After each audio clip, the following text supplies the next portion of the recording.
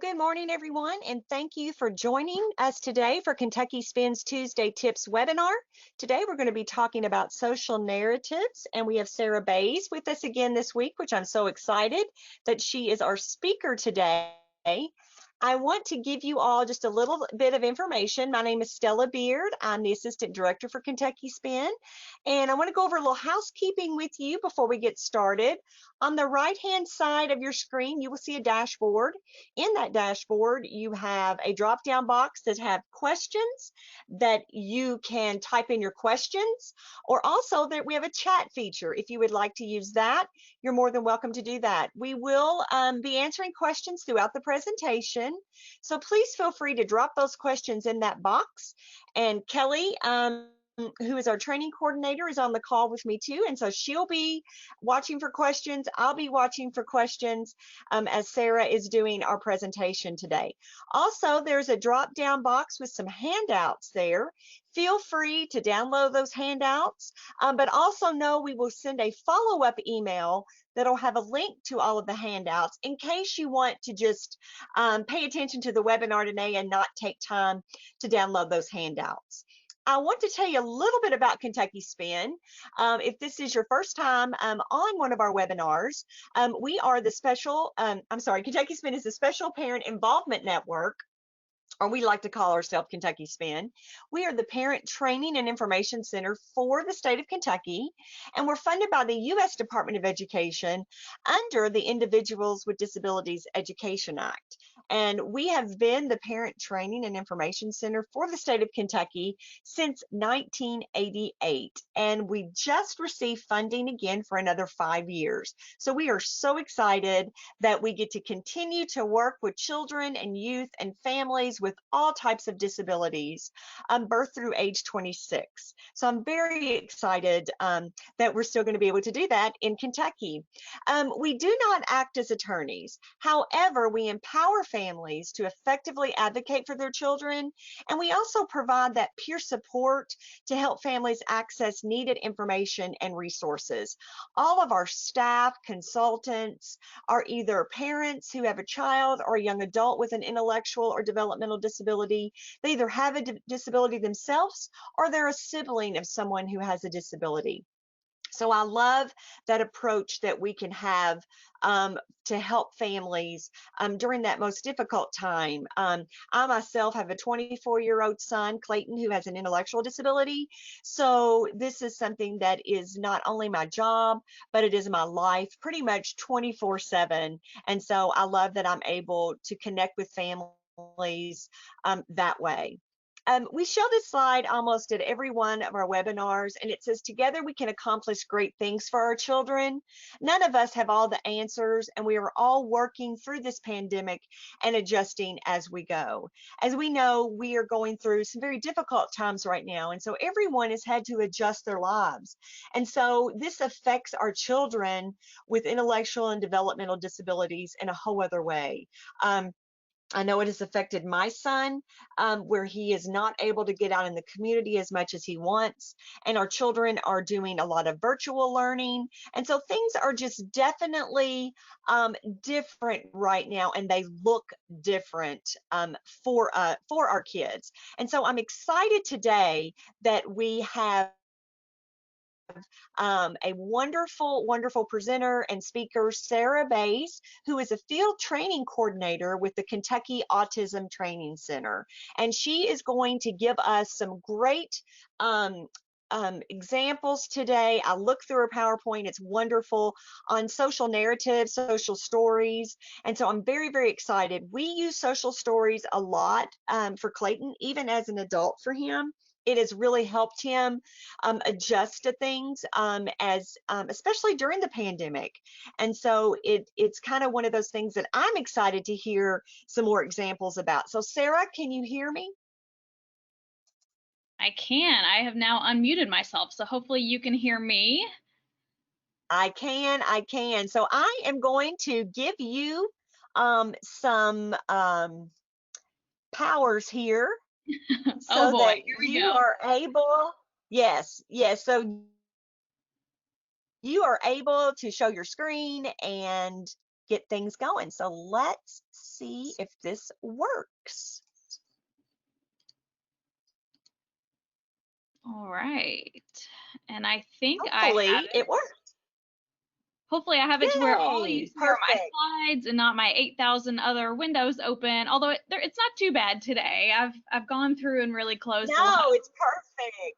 tabs It's in my perfect. brain and also in my screen. So um, thank you for that excellent introduction. I will be trying to keep an eye on questions and chat throughout. I know a lot of those I think go straight to the organizers, so either Stella or Kelly, whoever all from Kentucky Spin is on that call, can chime in if we get those. Also, I definitely plan to leave some time at the end for questions. I'm willing to bet there are some different people on today with different experiences with social narratives. Some may have just heard it. Some may have seen some floating around, especially during these days that, well, I say days, it's been months now, these months that are very kind of still new and scary to us. Social stories and social narratives have really become a popular tool to use right now because so much of our world has been turned upside down. Some of you may use social narratives with your loved ones and maybe have found them to be successful, maybe not so successful, and you're looking for tips or other ideas. I'm also going to share a lot of resources at the end.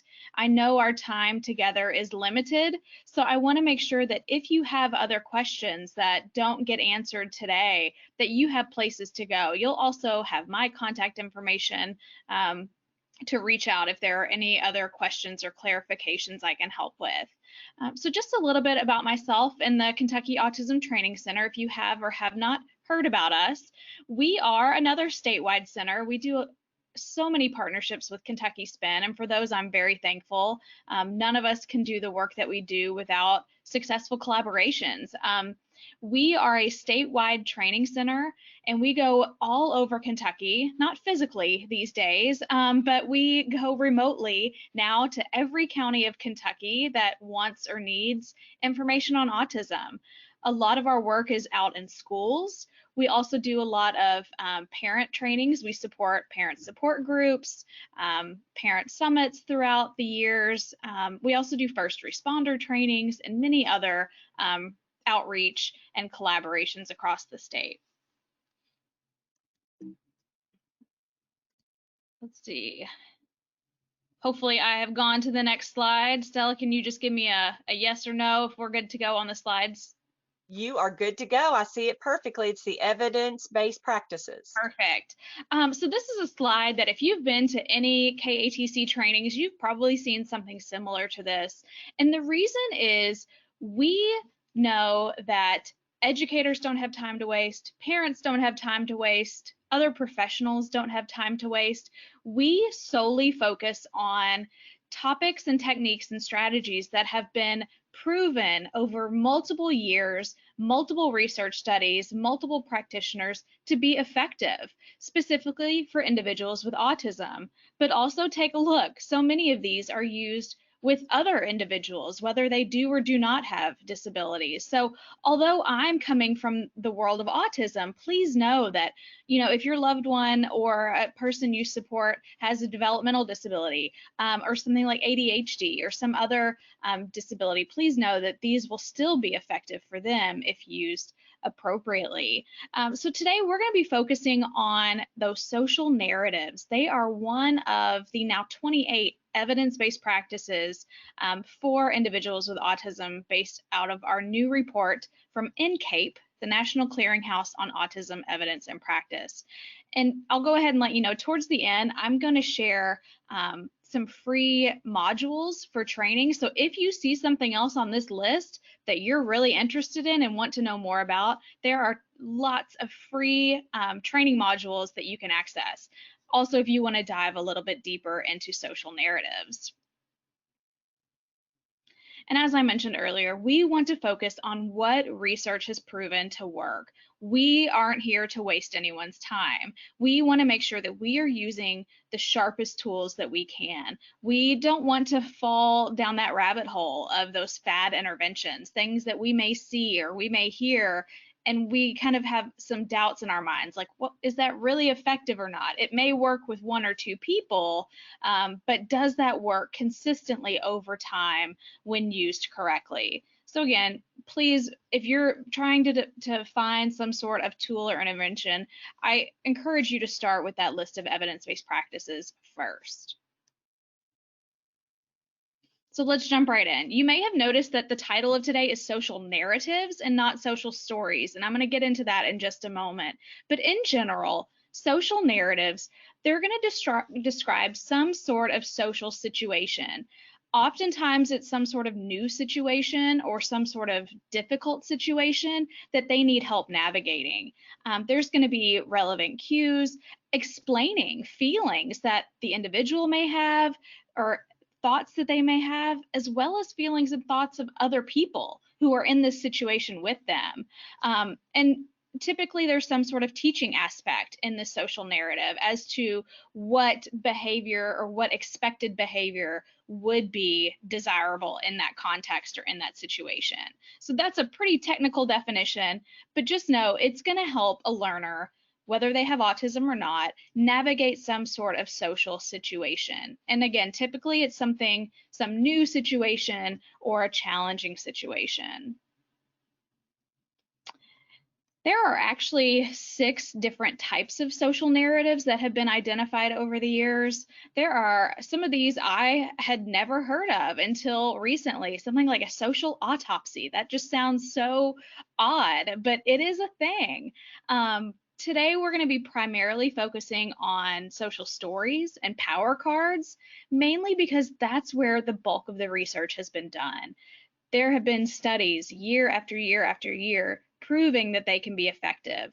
I'm also going to touch slightly on comic strip conversations. That will be towards the end of our time together today. But just know there are many other types of social narratives. Again, they just may not have as strong of a research base. Here, and you'll have this in your copy of the slides if you've accessed that. Hopefully it's not too small to see on your screen, but these are just some brief definitions of those 6 different types of social narratives. And again, we're going to primarily talk about social stories, since those are kind of the most common and the most research-based, as well as power cards. Those are some that you may or may not have heard of, but they can be a great tool to use as well. And I know Stella mentioned at the beginning, she already uses social stories with her son. So some of you on here, you may be using these already, and you may think, oh, well, I've been using a social story for this. Maybe a power card could be effective in addition or as well. So again, at the end, you're going to have access to those training modules. And so some of these, I definitely know that the social stories and the power cards that we're talking about today will be in the Affirm modules, but the other ones will be in the Autism Internet modules. And I'll try to be sure to remember to bring that up again towards the end. So just again, when to use social narratives, you may be asking yourself, like, why would I do this? Why would I go find a social narrative? Or why would I spend the time to create one myself? Or maybe why is my child's teacher using social narratives in school or sending them home for my child to read? Typically, and this isn't necessarily best practice, but oftentimes it's after something has gone wrong, right? Sometimes we've gotten into a situation and we're like, uh-oh, we may need to have a teaching opportunity for that, or we may need an extra support here. So sometimes it's after some sort of social error has occurred. A child or a learner has done something maybe unexpected or a bit undesirable, and we need an extra teaching tool to use. Sometimes, and this is as Stella and I mentioned at the beginning, so many learners are using social narratives right now because we are all experiencing a whole new world right now. Even something like going to a doctor's office looks so different now. We wait in the car, we have to, we go straight into the doctor. There are no, flipping through magazines in the waiting room or watching the TV in there. Our doctors look different now. They have all kinds of extra gear. So things that we knew are no longer that way. So transitions are a big time, or starting a new job. What am I going to expect? What do I need to prepare for this new job or a new school? or even moving to a new house, if any of you are navigating that during this time. And again, sometimes it's just an intervention. If there's some sort of behavior that we really need to try to reduce, if it's something that is either interrupting daily life, or it can sometimes even be something that's dangerous or really distracting to that learner or their loved ones. Some additional topics, a lot of these again will factor around some sort of social aspect. So, making friends, having conversations, going out in new experiences in the world. And again, knowing that those look a lot different these days. Things like sportsmanship, how to lose a game and still want your friends to play that game with you again. And preparing for events, all those nice social transition phases of our life, from birth to all through adulthood. Social narratives can be used at any developmental age. So I'm going to start with power cards, because these may be something that are new to some of you, but they're a nice little strategy to use without having to go through the more lengthy process of writing a social story. So power cards are written in first person. All of these strategies, we want to be individualized to that person, right? Sometimes we just need to Google and find one of these resources. I'll give you access here at the end to pre-made social stories. But if possible, use those just as a guide and create something much more specific to that individual person. So power cards and social stories aren't necessarily things that in a classroom we use for the whole group, right? They are specific to Johnny or to Susie. They have their own. Power cards are a little bit different in that they are tied to some sort of special interest. So some sort of character, a superhero, oftentimes we'll see a celebrity, someone that the learner is really interested in and would want to maybe learn from or hear from. Then they're going to provide just a few short steps on how to either solve a problem they're experiencing or to, act a bit more socially acceptable in a situation.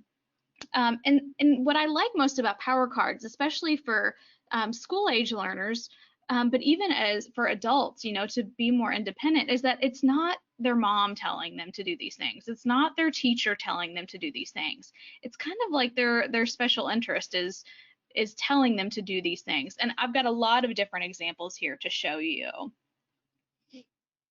So this one I wanted to share first, mainly because it has an excellent teaching point. So you can scan through this one. It was for a learner who loved Stone Cold Steve Austin. I don't even know if he's still around these days. I may have to do some searching on the internet to see what Steve Austin's up to these days. But there was a learner who wanted to be Stone Cold. He would stomp around. He would use that same stage voice as Stone Cold Steve Austin and didn't necessarily know when to turn that on and off. So this power card was created for him to learn, when is it okay to act like Stone Cold and when do I need to act like myself? But this, I think it's in the second paragraph there, talking about offstage, Steve Austin talks in a library voice to his children when he reads stories to them at night. He does not hurt his wife or children by choking them or stomping on them. He is offstage just like me. And the person who wrote this for the learner quickly learned that at the time of this creation, Stone Cold Steve Austin did not have children, and the learner quickly corrected them as to that. So definitely do your research a little bit, learn as much about that special interest or that person or that character as you can so that the power card is authentic and it doesn't immediately get thrown out because Stone Cold Steve Austin doesn't have kids. This is irrelevant. I'm not going to listen to this. So a nice little learning opportunity for you there at the beginning. Some other examples, this one here on the left is a free printable from Victories in Autism, which will be linked towards the end. And these are actually 3 different power cards for a learner who's really interested in the movie Cars. And so the first one, talking about checking your schedule independently, and it's a nice little reminder for them. The middle one is, a power card about greeting other people, saying hi. And then the third one, a third power card, still kind of around the theme of cars, about not having to be first every time, especially in line as you're going somewhere in class. Another one about Spider-Man, what are some things that your learner needs to be reminded of? And you want to be like Spider-Man, right? He does these things. These are for any Star Wars lovers out there. These were two created for some learners who loved Star Wars. And the first one's very simple, and this is all a power card really needs to be. How can you control your dark side and those forces that can be at play? What are maybe 3 things that you can do? And again, they're individualized. These are specific to that person. This learner, some of their coping skills and strategies were to go outside to swing, ask for more time on the computer, or go in your room and turn the lights off for a little bit.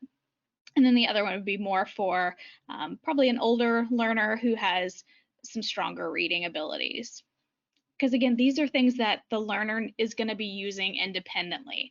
They will be kept in a pocket or in a wallet or somewhere small that they can access anytime. They would probably only have 1, maybe 2 power cards at a time. We don't want a kid pulling out a whole key ring full of 10 power cards, because then they've got to flip through. It's not as accessible. So something small that they can keep and they can access as a little reminder. Just a few more. There was a learner, these were taken from some of those training modules I'm going to share with you, but a learner who would always leave their trumpet laying around, and this person loved Louis Armstrong, wanted to be just like him. So they made a power card for him about taking care of your trumpet just like Louis Armstrong does. And then a few kind of geared around construction workers, and you guys have access to read all of these in your PDF of the slides. I'm going to pause for a moment. Stella or Kelly, have there been any questions or comments that have come through yet? I don't see anything right now, but just as a reminder to everyone, please feel free to type your questions in that question box, and we'll be sure Sarah gets them. Yeah, and I know there's a bit of a delay on those, so if you think of something, go ahead and type it in, because I know at the end there may be a delay and we may think, oh, there's no questions. So just as you think about it, type it in there, and we'll have some time at the end for additional discussions. So now jumping into probably the reason you guys are all here, you're like, forget the power cards, let's get to the good stuff, let's talk about social stories. And these are trademarked. That's again why this training was called Social Narratives, because I was covering that general category of social narratives in general. Social stories are a very specific, almost prescriptive type of story that have been the brainchild of Carol Gray, and you'll find out more about her in a moment. But in general, social stories, again, are written from the learner's perspective. They are something individualized to that person. It's not something about Billy down the street because, well, that's Billy's world. That's Billy's thing to deal with. Why do I need to care about that? It's written for that specific learner and for their comprehension level. So I'll share a few with you of different reading abilities, different developmental levels, again, just to show these can be used at any developmental or age level. The length needs to be appropriate. None of these should be 20 pages long. Just like a power card, these should be quick, these should be accessible. And then we're going to talk about sentences here in a little bit, but we don't want them to be bossy. We don't want the social story to say, start doing this, stop doing this, and be kind of griping. They need to be teaching opportunities and ways to learn kind of why a situation is the way it is.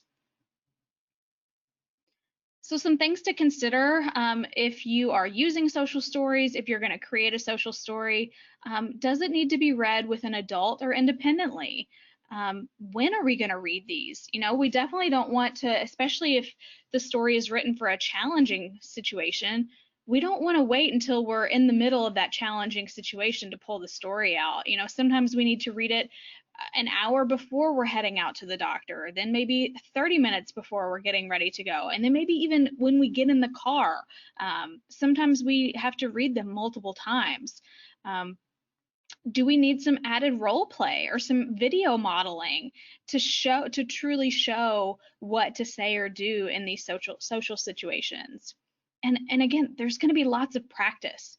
It's like learning to walk. We don't immediately just go from crawling to walking. We have some stumbles. We need multiple times. Sometimes we need someone to hold our hand. There's going to be lots of opportunities to practice and read these stories before the learner is truly comfortable and fluent in these social situations. Sometimes you need to build in some sort of prompting to remind them of some skills or strategies to use, or some reinforcement for, getting through a successful day. And then also now we can think of format.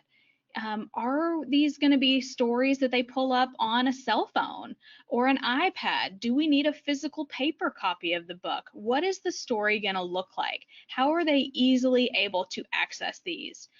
Especially for learners, in middle or high school, they can pull out their iPad or their iPhone or their whatever iDevice they have, or whatever Chromebook, and they could go through their social stories independently without anyone knowing what they're doing. You can even use things like voiceover so that they could press play and have the story read to them. Lots of ways to make them accessible to your learners. There is a handout that you have, and I included it as a Word document mainly because this is what I use personally. I just kind of created this from some different resources, and it's something that if I am typically, out in schools working with teachers and students, and if we get to some situation where we need to create a social story, I open up this Word document. So if you haven't already done so, I encourage you to go over to that handouts drop down and click on that Word document called Social Story Sentence Types. And I keep it as a Word document because I pull it up on my computer and I start drafting out my sentences here on this document to make sure that I have the different types of sentences that Carol Gray has outlined as appropriate for a social story. Now, some stories won't need all of these. If I'm doing it for, an early childhood learner, I'll maybe just have a few sentences. If it's for a high school student, I could probably have more sentences than desired, but making sure that we have a variety of sentence types. So this is a resource, again, I just created it. It's nothing super technical, but I use this as my kind of rough draft and planning document as I make social stories. You're going to want to have some descriptive sentences, really outlining when and where this situation is going to happen, who all is involved. Again, being specific, naming specific names of a teacher, of a sibling, who all is involved. The perspective sentences are also going to be a bulk of your story, really bringing to light that different people have different opinions and feelings, that these stories typically are to help us interact more successfully with other people, or to help other people, become more comfortable, or help us navigate some situations and understand, that my doctor's not there to hurt me, my doctor's here to help me feel better. Directive sentences, just a few of those of what would you want your learner to maybe do instead, or to help remember to do in these situations. And notice that there's only one or two of those. We don't want, again, these to be bossy stories. Some affirmative sentences, kind of just general principles of life, some things that emphasize that this is something that most people would deem important, things that we all kind of would agree is something, like it's good to be polite, or I need to consider other people. Control, if there are additional tools or strategies that this person is going to need to use, whether they need to refer to some other resource. And then cooperative, especially with early learners, like, will my parents help me with this? Will my teacher help me with this? If so, how often? So here is a early learner story we had to create for a kiddo in a school who, loved to hug people. And whereas that's not necessarily a bad thing, hugs are good. Now these days we can't really go hugging everyone. This one was a few years ago. But knowing that when you are just hugging people all day long, and you're getting up out of your chair and running across to hug someone for answering a question correctly, that's kind of getting in the way of your learning and the learning of others. So this was a story we had to create for a little guy.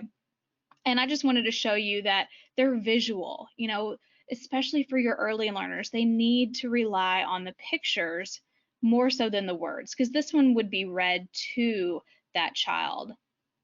This one was created using LessonPix, which is my favorite online tool, and I'll have a link for that for you guys at the end.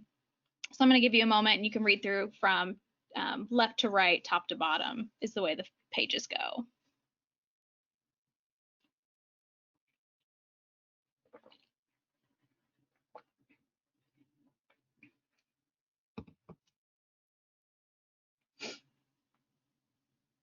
And this one was, again, to teach this little guy some additional strategies. So, instead of a hug, what are some other things we can do? So we wanted to make sure that we had some other options. What are things that this child was physically able, and, he could rely on these other behaviors instead. He was able to wave and say hello. He was able to give a thumbs up and say good job. He was able to give high fives. So we gave him some kind of replacement behaviors or some alternative behaviors in case someone didn't necessarily want a hug.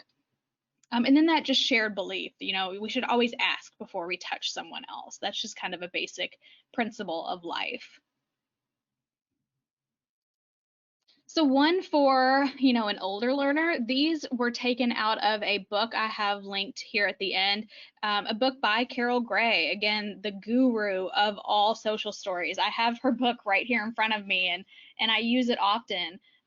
She has so many pre-made social stories, but also just a nice example to use, if you're experiencing something similar at home, especially during these days where, what is an hour of time? We don't know. What is 2 hours of time? We're not sure. Time is a relative concept these days. But learning how to share a bathroom with, parents or a sibling. And so this is one that she had. And so I want you to take a moment and read through this and see if you can identify some of those sentence types. So I will stay quiet for at least a minute or two, let you read through here and see what kind of sentence types you can find.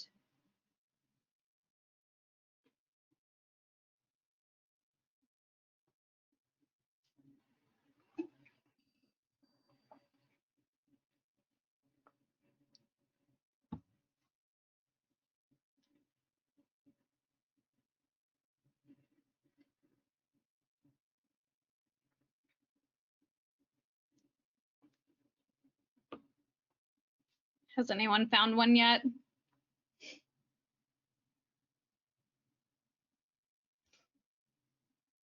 And you can either use that slide before that had that blue table, or I typically use the that Word document again. So let's see, some that I pulled out of here. Descriptive, right there at the beginning. Carol Gray, when she wrote this, she was describing where. It's in our house, in our 2 bathrooms. Who? Well, mom, dad, my sister Emily, my brother Austin, and me. Really setting the stage and describing who, what, where, when, and why. Bringing in the perspective of the siblings, right? Emily and Austin, they need to use this bathroom too. They use the toilet like I do. They use the shower like I do. They use the sink like I do.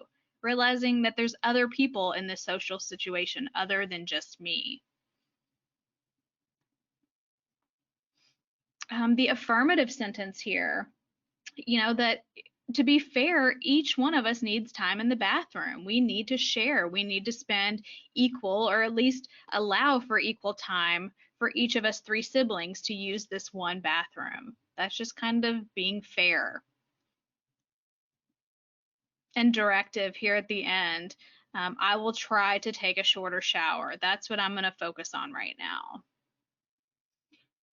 And what I love most about, this book from Carol Gray, she has some for pretty early learners. Some of her favorites I love are about, gift giving. What do I do when I get a gift that I don't enjoy?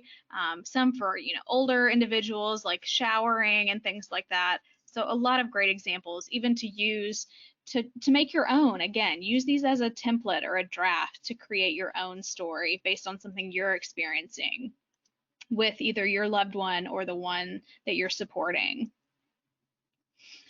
A similar concept, but here's another social story that's a bit more specific. This one's going to have a few more of those directive sentences, very specific. So I'll let you read through this one. And again, I'm going to hush up and drink my water for at least a minute or two as you read through this one.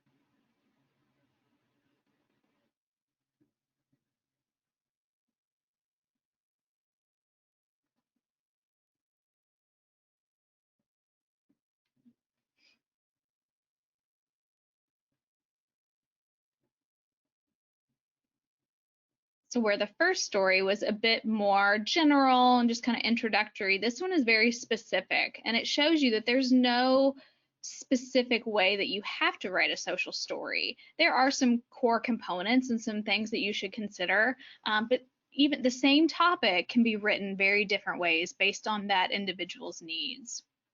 So, this one has a lot of control sentences. It has 3 really specific ways that you can try taking a shorter shower. And again, it's not a list of 10. It's a very manageable list of things that this learner can physically do.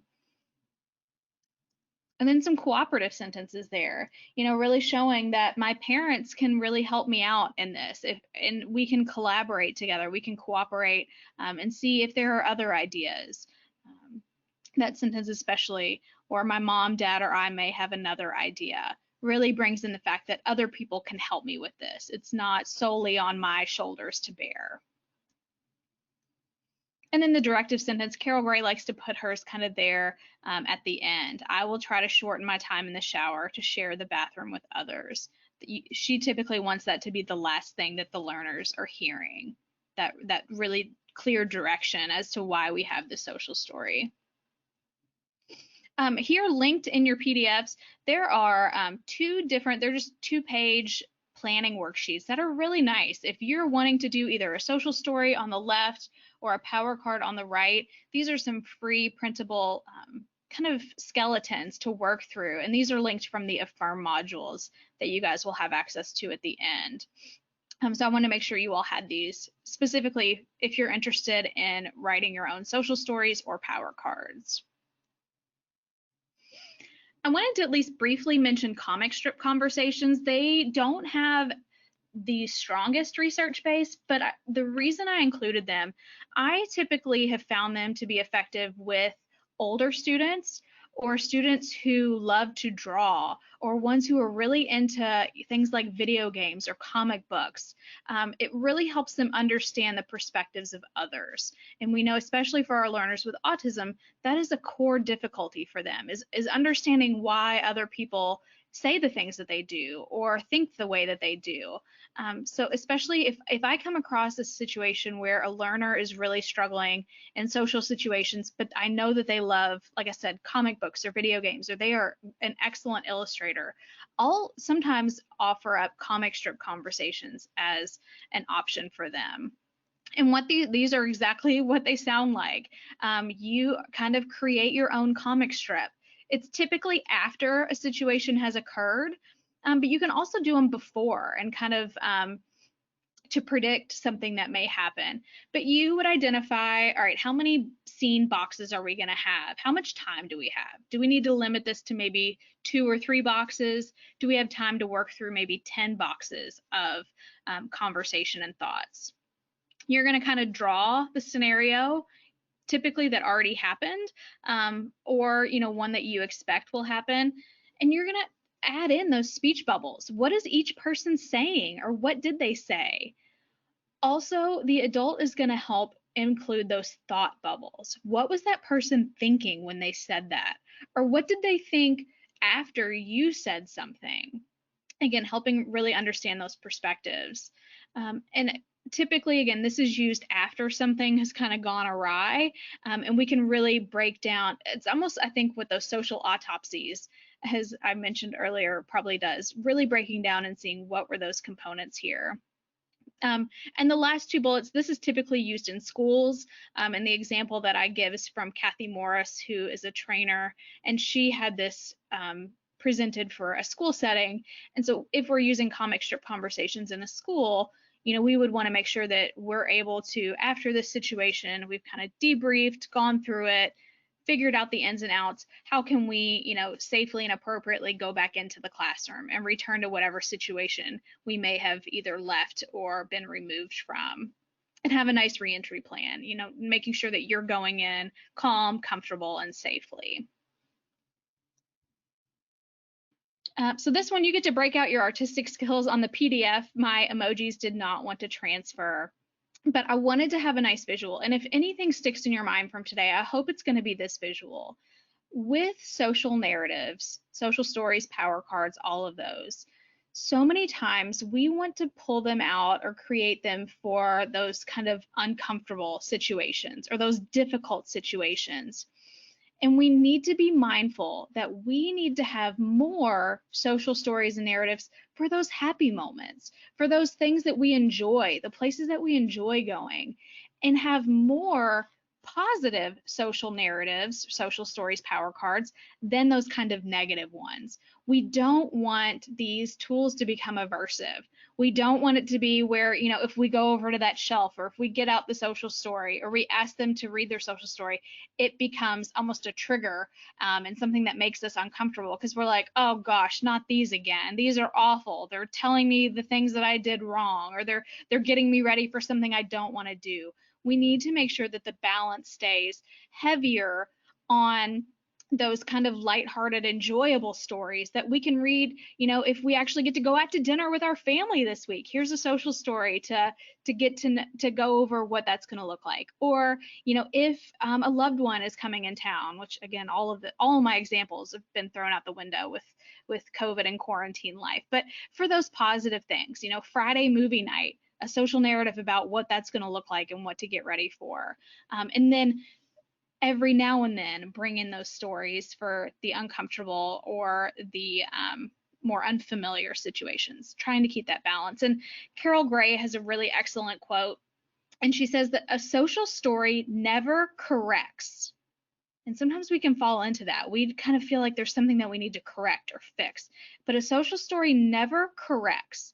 It shares information and teaches. I hope you've heard me say multiple times today that these are teaching opportunities. These are teaching tools.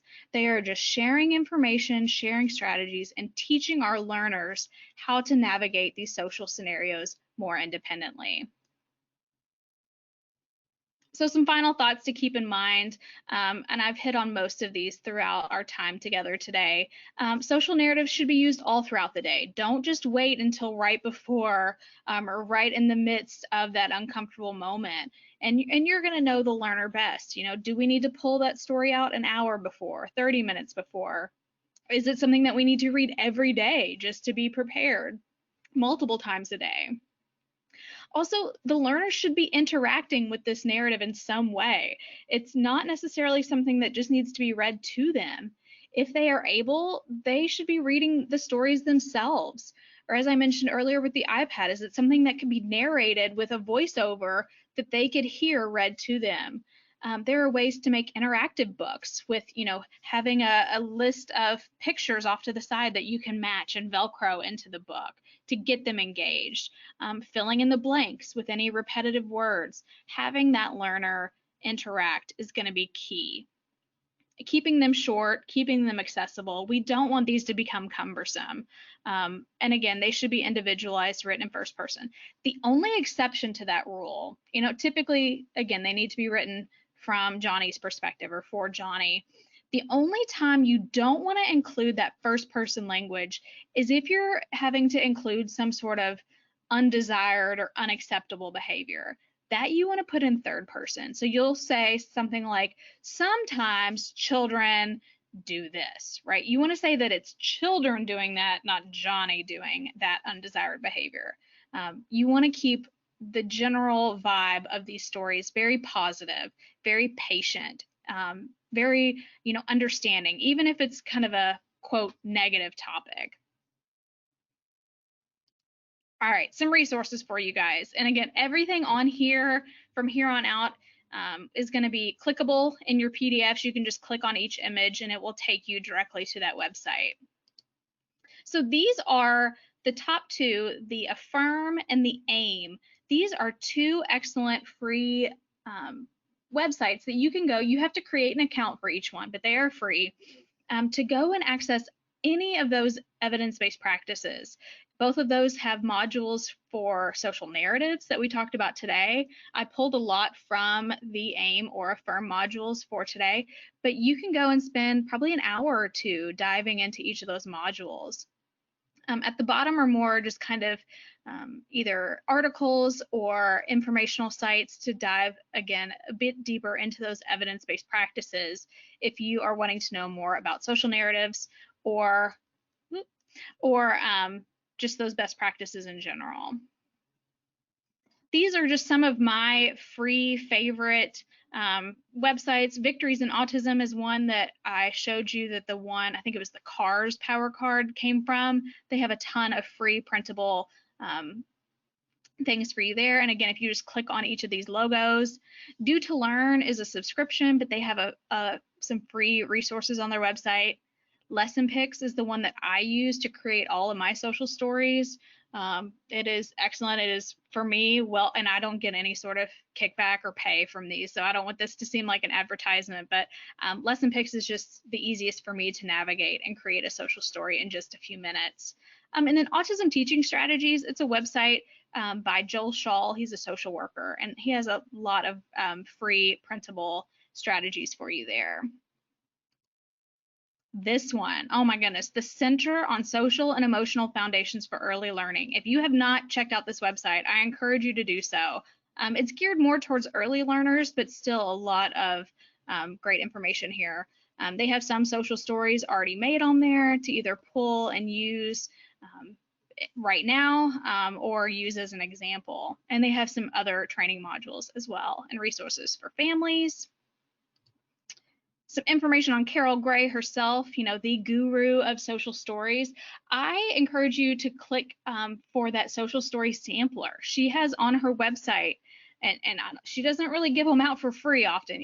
Her books are, she typically has them all in her books to purchase, but you can pull up a sampler of lots of different social stories for all kinds of different concepts. And, a lot of them, around either tragedies that you've experienced, things that encourage you to be safe, really understanding about yourself and others and that we're all unique. So definitely check out some of her samplers there. This is her book that I pulled those two stories from. It has actually been updated. I probably need to get a new version. I only have the 10th anniversary edition, and the new one has more for young adults and for preschool children. So that's linked here, just takes you to Amazon if you're interested in previewing that book on Amazon. This is a great blog post. One of my favorite blogs is called Autism Adventures, and she has a really nice, approachable article about how to use social stories effectively. If you just click her logo there, it'll take you to that blog post. These are my favorite places to get free social narratives. That is my favorite four-letter word, F-R-E-E. Autism Little Learners. If you follow us on Facebook, you have probably seen us share. She has made so many social stories geared towards, younger learners, but they're an excellent idea to get a feel for some topics that you may have a social story or social narrative about. The Autism Helper is a great website if you haven't been there. She has some blog posts on social stories, and she also just released some free COVID stories. Teachers Pay Teachers, I go there often. Even if you're not a teacher, you can go search. I think this link here takes you directly to the free social stories. I always go down and filter like by price. Just show me the free ones. I don't want to pay for anything. And then also we created a site here at the beginning of the pandemic and really pulled all the different COVID related stories. So understanding why my doctor looks different, why I can't go to school right now, why I have to wear a mask, why other people are wearing masks. There are a ton of COVID related stories in particular on our little site that we created at KETC. And that's all I have. I definitely encourage you guys to stick around. We still have about 10 minutes left of our scheduled time together. If there have been any questions that have come through, I'll have Stella read those, or stick around and type some in. Also reach out. You know, we at KETC are a free resource to the state of Kentucky. You know, we're based here at the University of Louisville, but we provide free trainings or paid trainings to anyone and everyone who wants information about autism. Check out our website, KY Autism. If you haven't already done so, follow us on Facebook, check out our YouTube or our Twitter. We are constantly sharing out either local or national resources for parents, caregivers, professionals, teachers, anyone and everyone. And also I encourage you all to complete the evaluation that will pop up right after you exit out of this session, I believe. Just so you know, we can make sure that these trainings are relevant and how we can tweak them to make them better in the future. And I just want to again thank Kentucky Spin for having me. I know I'll be with you guys again in December for a second executive functioning webinar. But I just thank you all for your partnership and your collaboration, and for everyone for attending today. So I will stick around for questions. Stella, if there are any that came through, feel free to read those. And anyone else, feel free to type those in if you have any questions for me. Awesome. Thank you, Sarah. We do have some questions. All right. So let me read the first one. Let's see. If I don't make a social story properly, can it have an adverse effect on my child's learning? Is there a wrong way to make a social story, and what if I mess up? You know, I think if as long as you're trying something, that's always a good first step. Now, I think the only way you could truly mess them up is, or do it the wrong way, is like I mentioned, if you make them too bossy, or if you make them too aversive, something that the child is just going to start hating, right? If it's something that's just too uncomfortable or too out of their comfort zone, you want to make sure that it's something that the learner is going to be able to do and willing to do. These are teaching tools, not punishment tools, right? I think that could be the only way I've seen them go awry. Also, people that think you can just read a story, social story once, and that it magically changes everything, knowing that this is going to be a very slow process. Again, think about learning how to walk. We don't just go straight from crawling to walking. We need some hand holding. We need some support here. I definitely encourage, if you are wanting to create your own, look through some of these pre-made ones, and I'm glad that you're wanting to create one on your own. That's always what I encourage. So take a look at some of those free ones that I've shared, get a feel for those, and definitely check out one or two. I like the Affirm modules better, AFIRM. They're just a bit more visually appealing and engaging. Definitely check those out. But I think as long as you're trying something, and you'll know, your learner will tell you whether or not they're working or not pretty quickly usually. So you'll know whether you need to adjust or throw it out the window and try something else. I like that. That's a great answer. Another one is, for an older child that can read, could you post a social story somewhere like in the bathroom as a reminder, or will that take away from the overall effect? I mean, I definitely think it should be somewhere that's accessible, right? And it depends on kind of what the topic is. Is it something that they need to read before they go into the bathroom? Is it something that they need to have for, you know, a public restroom that they have on some sort of phone or tablet that they just becomes part of the routine to before they go to a restroom to read? It would depend on, you know, kind of what the specific situation is, but they can be anywhere. That's the good thing about social narratives in general. They could look many different ways, and it's going to be specific to what that individual learner is going to need.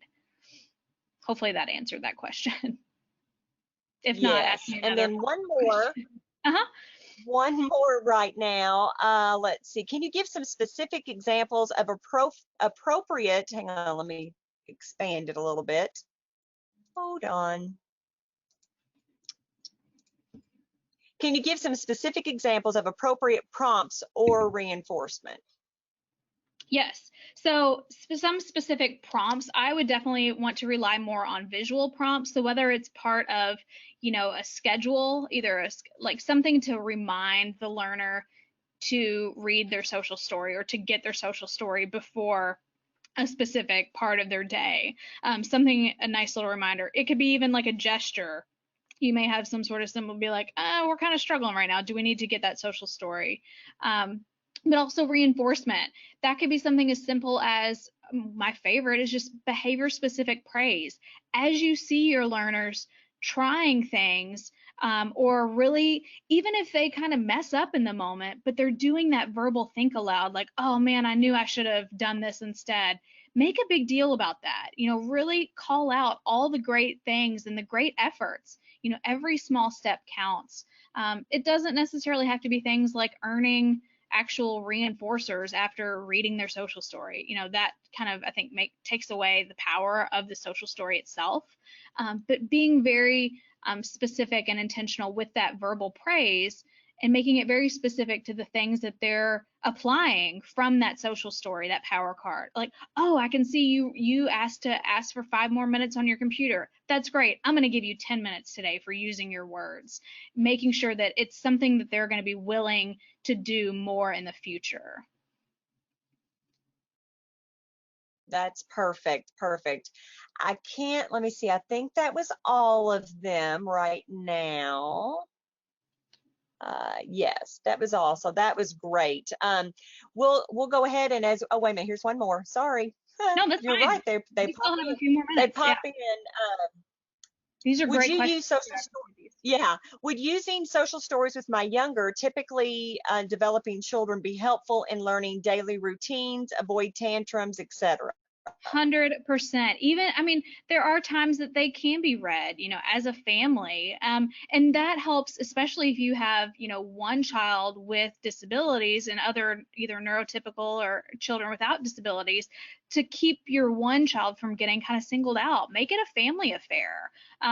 Come up with the stories together, as you guys are developing those directive sentences or those sentences kind of saying, what skills to use or what coping strategies to rely on or what replacement behaviors to use. Have those identified by your loved ones or your learners, making sure that they are a part of the process of creating them, even determining, when should we read this story? How often should we read this story?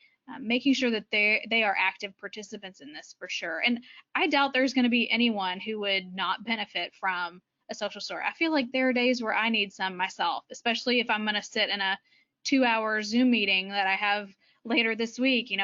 What are some things I need to remind myself to do and not do, and how to stay engaged? We all need visual reminders, and these just make it a bit more accessible for children, and it's just another format to provide those prompts and those reminders. Sarah, that's perfect. I love that. Well, we're almost at our time, and this has been just wonderful, but I will let everyone know we will be sending an email out with the links again, and we will have this on our YouTube channel in a couple of days. So if there's someone that you think, wow, I wish they had heard this, you can share that link with them. You can go to our webpage at www.kyspin.com, and you'll find the links to some other webinars also. We do have Tuesday tips every Tuesday at 11 a.m. We have some wonderful topics coming up. We have already scheduled them for November and December. So check our website for more information on that. If you would like up-to-date information on COVID-19 related to education, we have a wonderful page that's specific just for that. We also have an e-news that we send out usually every other week.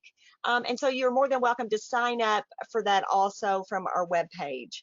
At the end of the webinar, as soon as it's over, you'll be prompted to complete our evaluation. We would really appreciate your input on today's webinar, but also suggestions for future webinars. So Sarah, again, thank you so much for joining us. We really appreciate it. It was such good information, and we're looking forward to having you again with us soon.